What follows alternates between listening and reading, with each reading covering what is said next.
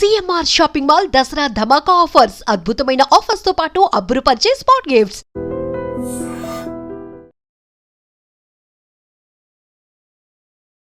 Hi hello నమస్తే welcome back to iDream media. ఈరోజు మనతో ఉన్నారు సర్టిఫైడ్ ఫైనాన్షియల్ ప్లానర్ రామచంద్రమూర్తి గారు. ఇక్కడ ఈరోజు డిస్కస్ చేయబోయే విషయం ఏంటి అంటే జిఎస్టీ అనేది జీరో చేశారు ఫస్ట్ టైం ఒక ప్రోడక్ట్ మీద. అది వచ్చేసి ఏంటి అంటే ఇన్సూరెన్స్. అయితే ఇన్సూరెన్స్ అనేది ఇన్వెస్ట్మెంట్ మీద చూడొచ్చా? ఆ పాసిబిలిటీ ఎక్కడైనా ఉందా?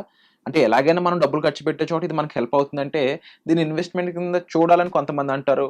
అది కేవలం కొంతమందికి ఉపయోగపడుతుంది, ఇంకొంతమంది అంటుంటారు. ఈ కన్ఫ్యూజన్ మొత్తానికి ఒక క్లారిటీ తీసుకొద్దాం ఈరోజు ఎపిసోడ్తో. So let's go into the episode.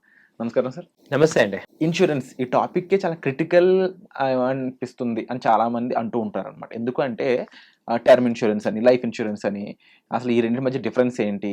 ఇంకో పక్క ప్రభుత్వం ఏమో దీని మీద 0% ట్యాక్స్ చేసి ఇది ప్రతి ఒక్కరికి చాలా ఇంపార్టెంట్, ఇది ఒక నిత్యావసర వస్తువు లాంటిది అని చెప్పి ఒక స్టేట్మెంట్ ఇస్తాక దీని మీద క్రేజ్ ఇంకా పెరిగిపోయింది. సో దీని గురించి ఒక క్లుప్తంగా మనకి బ్రీఫ్ ఇన్ఫర్మేషన్తో పాటు. నిజమండి. యాక్చువల్గా ఏంటంటే ఇప్పుడు స్టాక్ మార్కెట్లో ఇన్వెస్ట్ చేసినా చేయకపోయినా, మ్యూచువల్ ఫండ్స్ కొన్నా కొనకపోయినా, మీకు ఇన్సూరెన్స్ కనుక ఉంటే, ఇప్పుడు మనకి వెహికల్ ఇన్సూరెన్స్ మ్యాండేటరీ ఎలా అయితే చేసిందో అలాగే యాక్చువల్గా గవర్నమెంట్ కూడా మ్యాండేటరీ చేయాలనేది కూడా మేము అనుకుంటాం. ఎందుకంటే మనకి ఇన్సూరెన్స్ వాల్యూ ఇప్పుడు తెలీదు. ఒక ఇప్పుడు మెడికల్ ఇన్సూరెన్స్ ఎమర్జెన్సీలో వచ్చినప్పుడు మన దగ్గర డబ్బులు లేకపోతే ఏంటి పరిస్థితి అనేది అప్పుడు సామాన్యులందరికీ కూడా అర్థమవుతుంది అనమాట. సో ఇన్సూరెన్స్ అనేది దీన్ని నిజంగానే ఒక మ్యాండేటరీ థింగ్ లాగా తీసుకోవాలి మనం. ఇప్పుడున్న పరిస్థితులు ఏంటంటే వైద్యం చాలా కాస్ట్లీ అయిపోయింది. At the same time any death జరిగినా కూడా ఆ ఫ్యామిలీ రోడ్డు మీద పడిపోతుంది. సో ఏంటంటే అప్పులు అందరం కూడా మనకు తెలియకుండా చాలా అప్పులు చేసేస్తుంటాయి. ఈఎంఐలు ఇవన్నీ హౌసింగ్ ఈఎంఐలు కానీ ఇలాంటి టైంలో మనకి ఆదుకోవటానికి ఏది ఆప్షన్ అయితే, సో ఆస్తులు అమ్మేసేసి అప్పులు కట్టాలి అంటే కష్టం. కాబట్టి దాని బదులు ఒక 20,000 30,000 పర్ యానం మనం ఒక హోటల్కి వెళ్ళి తినే బిల్ అనమాట యాక్చువల్గా. అంటే ఇన్సూరెన్స్ ఏమైందంటే సార్ యాక్చువల్గా ద మోస్ట్ ఇంపార్టెంట్ థింగ్ ఏమైందంటే ఈ రాంగ్ పీపుల్ చేతిలో పడి అది ఆ ప్రోడక్ట్ వాల్యూ పోయింది. అంటే జనరల్గా ఏమైంది ఈ ఎల్ఐసి కానీ మేజర్గా ఏమవుతుందంటే ఈ చదువుకున్న వాళ్ళు ఇక్కడికి ఇన్సూరెన్స్కి రావటం వల్ల వాళ్ళు ప్రోడక్ట్ని సరిగ్గా క్లియర్గా ఎక్స్ప్లెయిన్ చేయకపోవటం వల్ల దాని యొక్క వాల్యూ తెలియట్లా. So wrong people wrong pitching పడటం వల్ల ఏమైందంటే క్వాలిటీ ప్రోడక్ట్కి వాల్యూ పోయింది. ఇండియాలో జరుగుతుంది అదే. బట్ యాక్చువల్గా ఇండియాలో హైయెస్ట్ జనాభా ఉన్న దేశం ఇండియా కాబట్టి అసలు ఇండియాలో అందరికీ కూడా ఇన్సూరెన్స్ కావాలి. ఎందుకంటే మనకి ఇప్పుడు సపోజ్ డబ్బులు ఉన్నాయనుకోండి, ఆ డబ్బులు మనకి ఏదైనా అయితే ఆ డబ్బులు వెనక్కి వస్తాయి తప్ప మనం తక్కువ అమౌంట్తో ఎక్కువ మనీ రావాలి అంటే మన లైఫ్ ఒకవేళ అయినా కానీ రిస్క్ జరిగితే ఆదుకునేది ఓన్లీ ఇన్సూరెన్స్ ఇన్స్ట్రుమెంటే, వేరే ఏదీ లేదు. ఏదంటే ఇప్పుడు మనం ఏదైనా అమ్మితే ఆ అమౌంట్ వస్తుంది తప్ప మనకి అసలు ఫర్దర్గా ఎక్కువ అమౌంట్ ఇప్పుడు నువ్వు ₹1,00,000కి ₹1,00,00,000 రావాలంటే ఎక్కడి నుంచి వస్తాయి? సో రాదు. కాబట్టి ఇప్పుడు నేను చెప్పేది ఏంటంటే ఇన్సూరెన్స్ని రాంగ్గా పిచ్చింగ్ అయింది. బట్ మనం ఇవాళ ఎడ్యుకేటెడ్ పీపుల్గా మనం చూసుకోవాల్సింది ఏంటంటే రైట్ వేలో దీన్ని థింక్ చేయండి. ఒక కార్ కానీ ఒక వెహికల్కి కానీ ఇన్సూరెన్స్ లేకపోతే పోలీసులు పట్టుకుంటారు, ఫైన్ వేస్తారు అనేది ఎందుకు చేస్తున్నారు? దానికి అంత వాల్యూ ఉంది కాబట్టి. అలాంటిది మనకి లైఫ్కి కూడా అంతే వాల్యూ ఉంది కదా. కాబట్టి దయచేసి మీరు స్టాక్ మార్కెట్లో ఇన్వెస్ట్ చేయకపోయినా పర్వాలేదు, లేకపోతే మ్యూచువల్ ఫండ్లో చేయకపోయినా పర్లేదు, కానీ ఇన్సూరెన్స్ లేకపోతే మాత్రం చాలా కష్టం. ఎందుకంటే సర్వైవల్ అవ్వలేము నెక్స్ట్ అంతా కూడా, ఈవెన్ లైఫ్ పిల్లలకి అది. సో ఇన్సూరెన్స్ నేను ఏమన్నానంటే అది ఇన్వెస్ట్మెంట్గా కన్నా ఫస్ట్ పాయింట్ ఏంటంటే దాన్ని టర్మ్ ఇన్సూరెన్స్ మాత్రం ఇన్వెస్ట్మెంట్ కాదు, అదేంటంటే ప్రొటెక్షన్. సో మనకి ఇన్వెస్ట్మెంట్ కన్నా కూడా ఫస్ట్ ప్రొటెక్షన్ ఉండాలి. రిస్క్ని ఇప్పుడు మీరు ఎప్పుడైతే గుండె మీద చేసుకుని ఎప్పుడు ఉంటారు, నాకు ఏదైనా అయినా పర్వాలేదు ₹1,00,00,000 వస్తుంది అనేది అది దాన్ని ఏమంటాం అంటే సెక్యూరిటీ. ఈవెన్ మీకు కోట్లున్నా కానీ మీకు ఆ సెక్యూరిటీ రాదు. బట్ ఇన్సూరెన్స్ ఉంటే మాత్రం మీకు ఆ సెక్యూరిటీ వస్తుంది. ఏంది ఒక నార్మల్ పర్సన్ మనలాంటి ఎంప్లాయీస్ కూడా ఎప్పుడు సెక్యూరిటీగా ఉంటారు? ఏమైనా అయింది రోడ్డు మీద, ఏం పర్లేదు నాకు హెల్త్ ఇన్సూరెన్స్ ఉంది. సో ఈ హెల్త్ ఇన్సూరెన్స్ ఒకటి, ఈ లైఫ్ ఇన్సూరెన్స్, యాక్సిడెంటల్ ఇన్సూరెన్స్ అంటాం దాన్ని, లైఫ్ ఇన్సూరెన్స్, ఈ 2 పెట్టుకుంటే మాత్రం యువర్ లైఫ్ ఈజ్ సెక్యూర్డ్. ఈ తర్వాత ఆస్తులు కూడా పెట్టుకోవటం ఇవన్నీ నెక్స్ట్ స్టెప్. అందుకే మేము కూడా ఎవరన్నా మా దగ్గర స్టాక్ మార్కెట్లో ఇన్వెస్ట్ చేస్తామంటే ఫస్ట్ ఇది అడుగుతాం, మీకు ఇన్సూరెన్స్ ఉందా అని. అది అందుకంటే నేను పర్సనల్‌గా realised and I understand the value of it.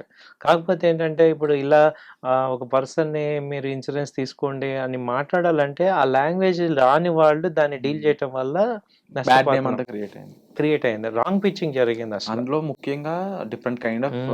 Policies, insurances ఉన్నాయి. అవును. వాటి మధ్య డిఫరెన్స్ తెలియకపోవడం, హ్మ్.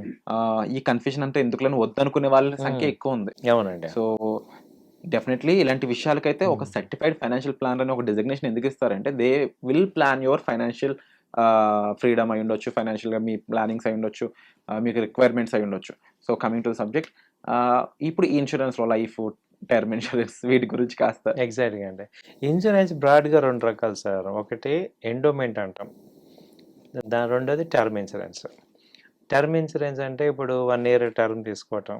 సో, ఆ టర్మ్‌లో ఏదన్నా జరిగితే మీకు మనీ వస్తది. జరగకపోతే ఆ మనీ ఇన్సూరెన్స్ కంపెనీ తీసుకెళ్ళిపోతుంది. అయితే రెండోదేంటంటే ఎండోమెంట్ ఏమవుతుందంటే ఒక 20 ఇయర్స్ ప్లాన్ చేసుకొని 20 ఇయర్స్‌లో ఇయర్ కట్టుకుని ఇయర్ మనం ఇన్వెస్ట్ చేసుకుంటూ వెళ్తాం. ఆఫ్టర్ 20 ఇయర్స్ కనుక మీకేమవుతుందంటే ఈ సమ్ ఎష్యూర్డ్ అని వస్తది. సో, ఏదైతే సమ్ ఎష్యూర్డ్ ఉందో దాంతో పాటు బోనస్ కూడా యాడ్ చేసి మీకు ఇస్తారనమాట. సో, అది మనీ బ్యాక్ పాలసీ అంటాం దాన్ని. అది ఎప్పుడో సెటన్ అవును. ఒక 20 ఇయర్స్. ఈలోపు ఏదన్నా అయితే మీరేదైతే ఎంతవరకు కట్టారో వాళ్ళు కవరేజ్. కవర్ అయ్యి మీరు ఎంతైతే సమ్ ఎష్యూర్డ్ పెట్టారో ఆ అమౌంట్ వచ్చేస్తుంది. ఓకే. యాక్చువల్‌గా ఇది యాక్చువల్‌గా చాలా బెనిఫిట్ అనమాట. సమ్ ఎష్యూర్డ్ ఒక 15, 20 ఇయర్స్ పెట్టుకొని అటు ఇన్సూరెన్స్ కూడా వాళ్ళు మరి మంచి ఎందుకు టర్మ్ ఇన్సూరెన్స్ ఎక్కువ ప్రమోట్ చేస్తుంటారు చాలా మంది? టర్మ్ ఇన్సూరెన్స్ ఎందుకు ప్రమోట్ చేస్తున్నారంటే, ఇప్పుడు అందరం కూడా ఏమైంది టెస్ట్ మ్యాచ్ ఆడకుండా టీ20 అలవాటయిపోయాం.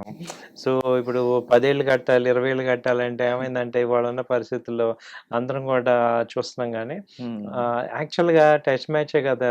అలా అదివరకు 5 డేస్ ఉండేది. Real match. Real match. So, ఇప్పుడు 2020 ఇప్పుడంతా ఫాస్ట్ అయిపోయేపాటికి వాళ్ళు కూడా ఏమన్నారు ఎంతో కొంత కట్టండి అంటున్నారు. ఇప్పుడు ఒక ఇన్సూరెన్సెస్‌లో మీరు అర్థం చేసుకుంటే కంపెనీ ఎలా రన్ అవుతుంది? మనకి ఎలా మనీ ఇస్తుందని మనం ఆలోచిస్తే వాళ్ళేం చేస్తారంటే ఆ మనీ అంతా తీసుకొని గవర్నమెంట్ ఇన్స్ట్రుమెంట్స్‌లో ఇన్వెస్ట్ చేస్తారు. సో, వాళ్ళు 9%, 10% డెట్ ఇన్స్ట్రుమెంట్స్ మనకి రిటర్న్ ఇస్తారు. సో, అది కాంపౌండ్ కార్పస్ యాడ్ అవ్వాలంటే కొంత టైం దానికివ్వాలి. సో, అందుకని ఏం చేయాలంటే ఇన్సూరెన్స్ ఎప్పుడు కూడా ఒక 15 ఇయర్స్, 20 ఇయర్స్ తీసుకోవటమే బెస్ట్. సో, మనీ కట్టుకుంటాం. అది మనకి మంచి అమౌంట్ యాడ్ అవుతది. So, at the same time కొంత అమౌంట్ ఏం చేయాలి ఈ యొక్క హెల్త్ ఇన్సూరెన్స్ లాగా ఇయర్లీ కట్టుకుంటే మీకు ఆ ఇయర్‌కి ఏం జరిగినా మనకి కవర్ అవుతుంటది. అది ఏమి జరగకపోతే కొంత మనకి కాంపెన్సేషన్ మనకి డిస్కౌంట్ ఇస్తారనమాట. సో, అలా 2 పెట్టుకోవాలి మనం. ఇన్సూరెన్స్‌లో ఎండోమెంట్ మనీ బ్యాక్ అంటాం. ఎండోమెంట్ అంటాం దాన్ని. టర్మ్ ఇన్సూరెన్స్ అంటాం. సో, ఇంకా చెప్పాలంటే హెల్త్ ఇన్సూరెన్స్. హెల్త్ గానీ, యాక్సిడెంటల్ గానీ, తర్వాత ఇది గానీ డెత్ ఇన్సూరెన్స్ వీటివి మనకి ఉంటాయి.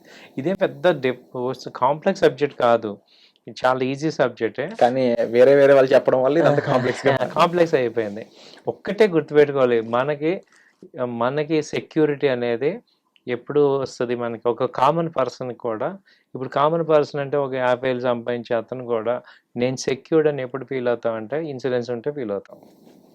ఇప్పుడు మనం కార్ డ్రైవ్ చేసుకెళ్తున్నాం. ఎంత హ్యాపీగా ఉంటామంటే ఇన్సూరెన్స్ ఉంది కాబట్టి మనకేదైనా జరిగినా అవతలోడికి ఏదైనా జరిగినా సమ్ అమౌంట్ ఇన్సూరెన్స్ వస్తదనేది మన కాన్ఫిడెన్స్. సేమ్ లైఫ్‌కి కూడా అలాగే పెట్టుకోండి. సో, వండర్‌ఫుల్ మీరు సార్. ఇది నేను నమ్మను అంటే మీరు ఏ పేపర్ అని చూడండి రోజు ఎంతమంది చనిపోతున్నారు. ట్రూ. ఎంతమంది యాక్సిడెంట్లు అవుతున్నాయి. సో, వాళ్ళందరూ కావాలని చనిపోవట్లేదు కదా! Anything is happening. ఎందుకంటే ఇక్కడ ఇంకోటి అబ్జర్వ్ చేస్తే ఏంటంటే ఇప్పుడు గవర్నమెంట్ గాని ఇప్పుడు డెవలప్‌మెంట్ అవుతున్న కొద్దీ ఇప్పుడు రోడ్లన్నీ కూడా చాలా డబుల్ అయినాయి. అంటే ఏమవుతుంది అప్పుడు ఎక్కువ ఫాస్ట్‌లో ఎళ్తున్నాం. ఎక్కువ ఫాస్ట్‌లో ఎళ్తుంటే ఎక్కువ యాక్సిడెంట్లు అవుతున్నాయి. దానివల్ల ఎక్కువ మనకి డెత్ రేట్ అవుతుంది. సో, వీటన్నిటిని కూడా ఏంటంటే మనం గుర్తుపెట్టుకుంటే మనకి ఇన్సూరెన్స్ అనేది చాలా మ్యాండేటరీ. వండర్‌ఫుల్. అండ్ డెఫినెట్‌లీ ఇలాంటి బ్యూటిఫుల్ ఇన్ఫర్మేషన్ మాకు ఇచ్చినందుకు thank you so much sir. And definitely మీరు ఒక క్లారిటీ అర్థం చేసుకోండి. ప్రాపర్ సబ్జెక్ట్ మీకు తెలియాలి అంటే ఒక రైట్ డెసిగ్నేషన్ ఉన్న పర్సన్ దగ్గరికే వెళ్ళండి. సర్టిఫైడ్ ఫైనాన్షియల్ ప్లానర్స్ దగ్గరికే వెళ్ళండి. రామచంద్రమూర్తి గారు దీనికి సంబంధించి ఆల్రెడీ పర్సనల్ ఫండ్స్ ప్రొవైడ్ చేస్తున్నారు.